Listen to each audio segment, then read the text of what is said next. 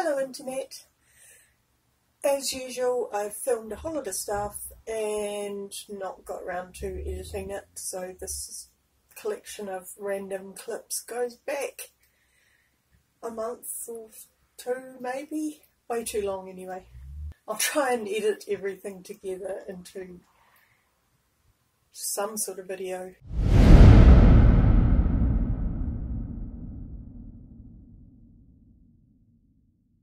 First up, a little adventure Parsnips and I had a few weeks back. The night before, I'd heard the cat flap go and then heard Parsnips racing up and down the hallway, but she does that quite often anyway with a toy or something, so I didn't pay much attention to it, just went back to sleep.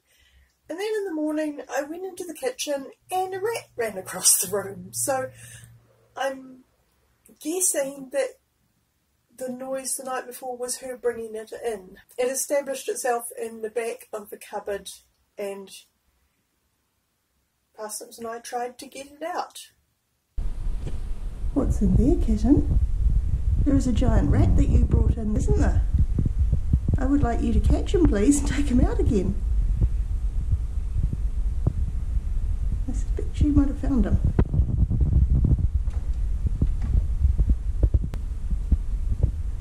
She's definitely found him. Oh, I can hear him too.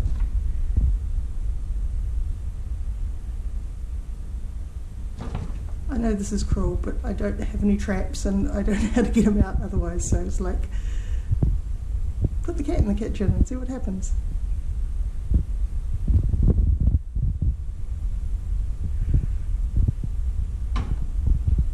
I'm so glad that this shelf is one where I keep my least used baking implements, because otherwise I'd never want to bake anything ever again.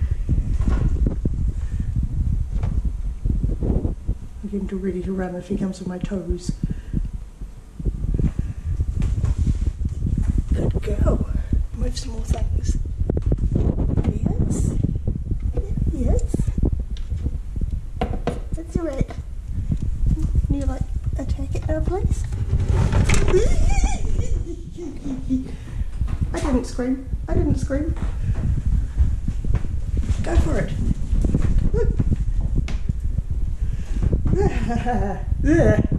He's huge. Oh, great. I spent quite a while trying to figure out a way to get it out from the back of the fridge. It was in behind the motor section.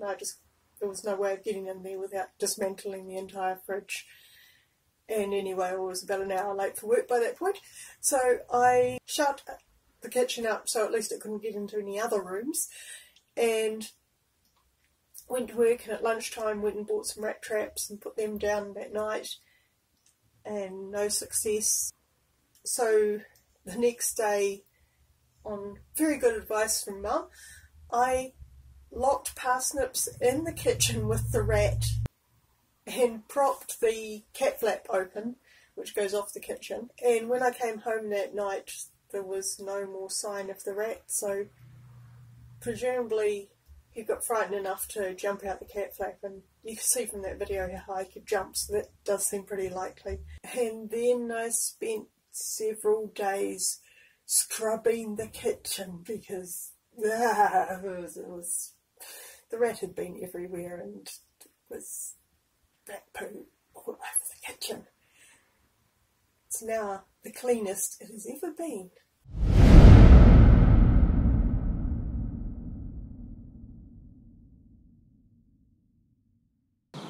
It's Women's Suffrage Day today, which marks 125 years since New Zealand gave women the vote. And if you didn't know, we were the first country in the world to give women the vote.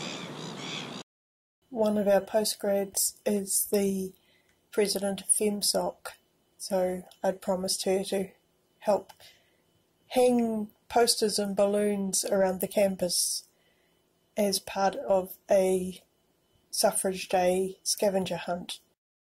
Each poster featured a significant woman from Canterbury's history. They looked really cool.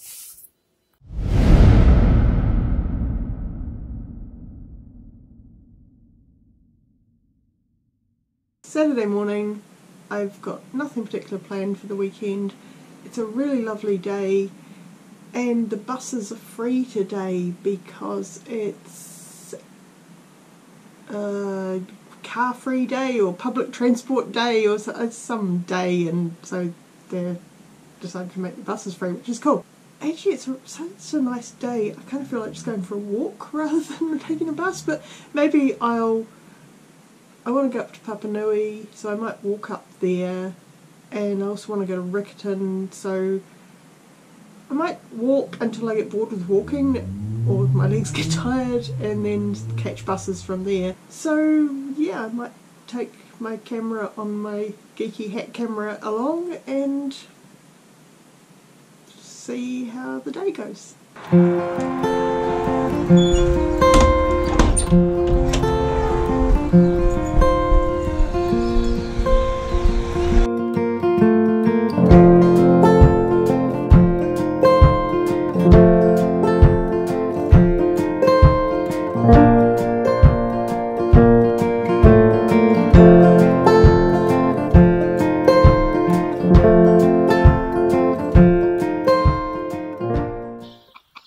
Not what you expect to find on a suburban street. There's chickens just in someone's front garden.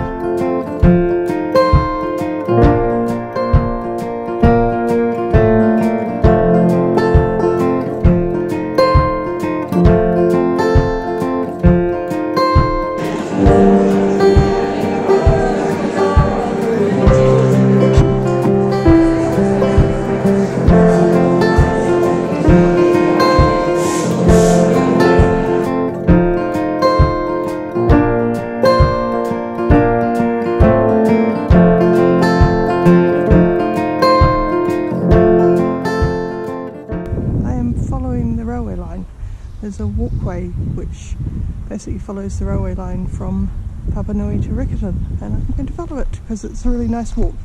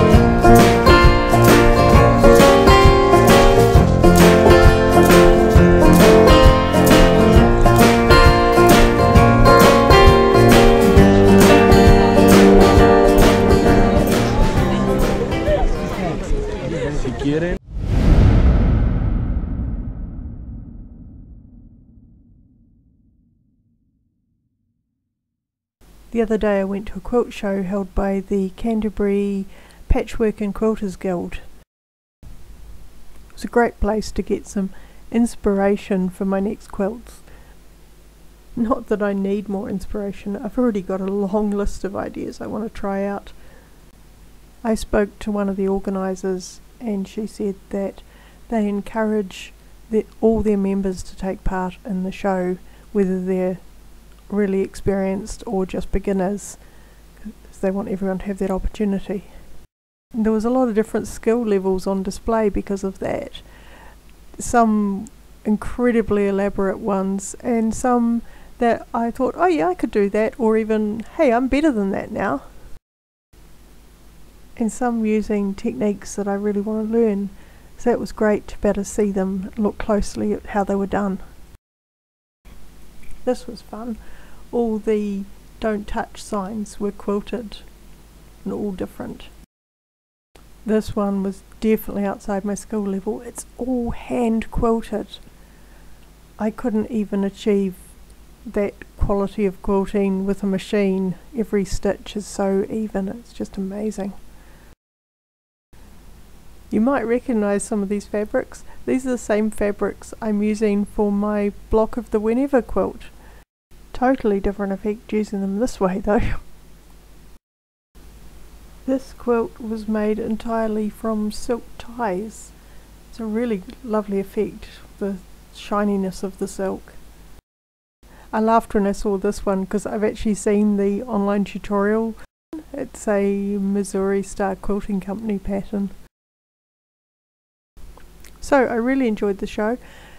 There was some definitely aspirational quilts in there, but also a lot that showed me just how far I've already come.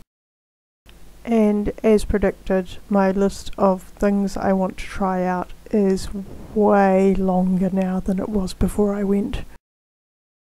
Ooh, like a Bargello quilt. I've got to add that to the list, definitely.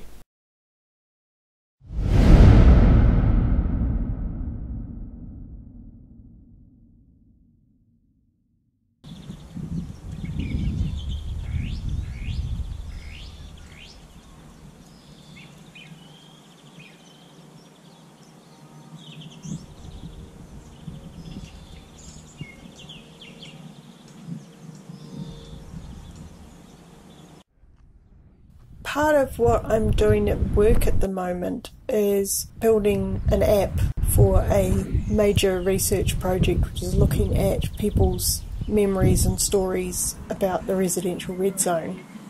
And the other day we took advantage of a nice day to go out and field test the app, which basically involved us walking around, staring at our phones and trying to break what we'd built. I took my camera out with me because we wanted to record some footage to show at a conference where we're presenting in a few weeks' time. So it was a good excuse to capture video of my colleagues wandering around the red zone, staring at their phones, and occasionally doing stuff that must have looked really weird to anyone watching us.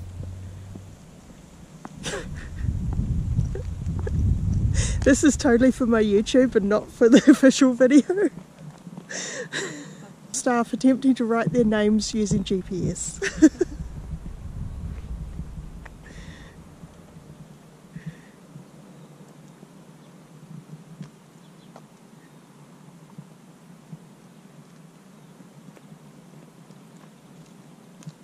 I got my ears. Yay!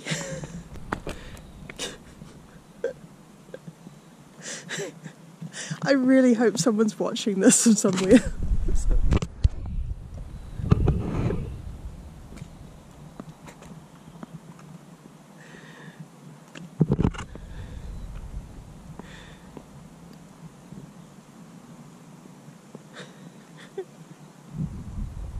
That's actually not too bad.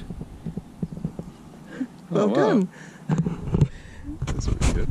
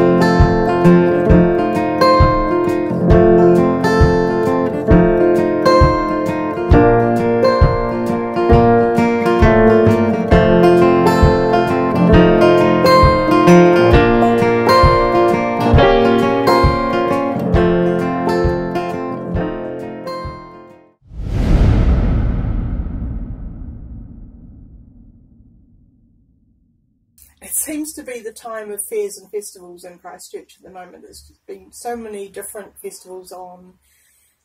The Word Festival, the Walking Festival, the Heritage Festival, there's a few more coming up. And also random little pop-up events like the Little Andromeda Theatre, which I've gone to way too many shows at now. Another thing that popped up for a day was the Extravaganza Fair, which is a kind of travelling gypsy market sort of thing. It's a whole load of alternative lifestyle type people who travel around the country, set up their fair and have little market stalls and various craftspeople showing their wares and their skills. Littleton Witch and I went to have a look at it, and it was an interesting place to spend an hour or two.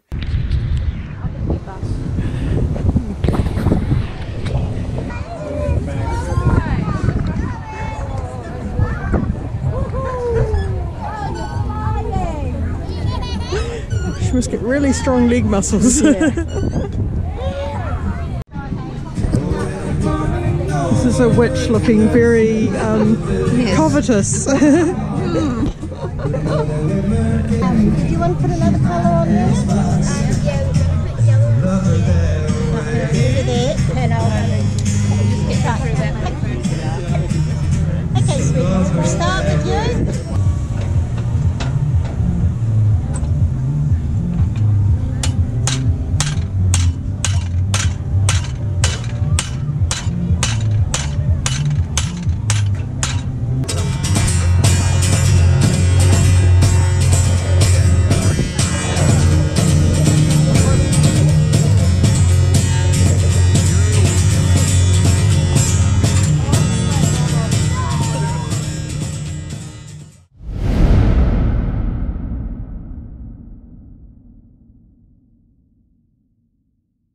And finally, the most exciting thing that's happened in the last few weeks, our new library opened, Turanga.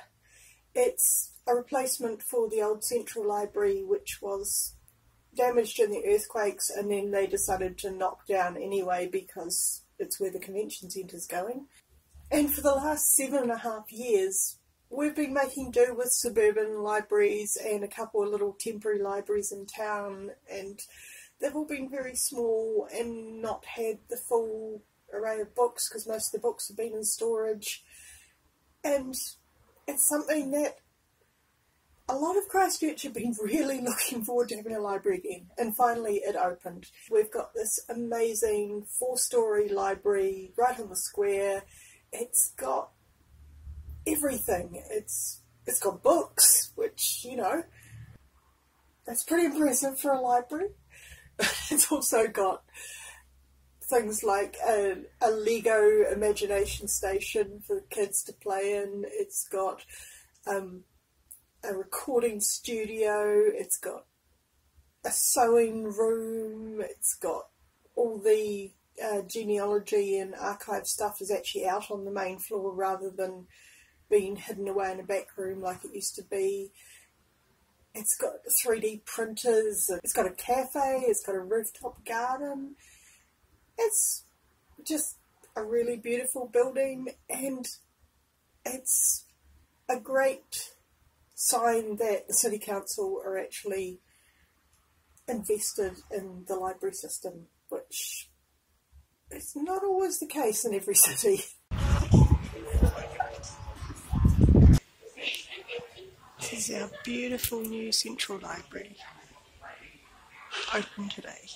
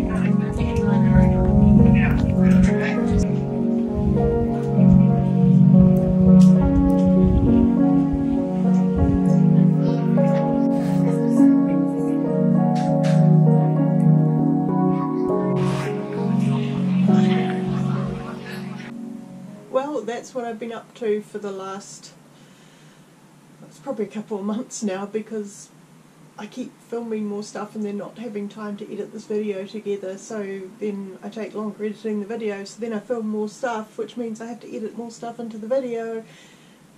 But it's done now. Hope you've enjoyed it. Sorry it's so long. Don't forget to click all those nice clicky things like and subscribe and leave comments, and I'll see you in Hobart.